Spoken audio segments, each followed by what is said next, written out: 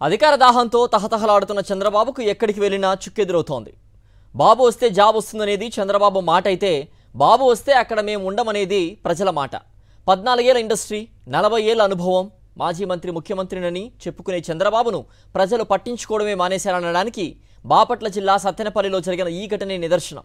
ఎన్నికల ప్రచారంలో భాగంగా సత్తెనపల్లిలో ఏర్పాటు చేసిన బహిరంగ సభలో ఓ పక్క చంద్రబాబు మాట్లాడుతుంటే, మరో పక్క నుంచి ప్రజలు మాకేంటి ఈ సోది అన్నట్లుగా ఇంటిబాట పట్టారు. చంద్రబాబు చెప్పే కళ్ళబొల్లి మాటలు నమ్మడానికి సిద్ధంగా లేమంటూ వెనుతిరిగారు. మాట్లాడుతుండగానే పట్టించుకోవడం లేదంటే ఇక చంద్రబాబుపై ప్రజలకు ఎలాంటి నమ్మకం ఉందనేది స్పష్టంగా అర్థమవుతోంది. సత్తెనపల్లిలో ఏర్పాటు చేసిన బహిరంగ సభలో ఓ పక్క చంద్రబాబు మాట్లాడుతుంటే, మరో పక్క నుంచి ప్రజలు మాకేంటి ఈ సోది అన్నట్లుగా ఇంటిబాట పట్టారు. చంద్రబాబు చెప్పే కళ్ళబొల్లి మాటలు నమ్మడానికి సిద్ధంగా లేమంటూ వెనుతిరిగారు.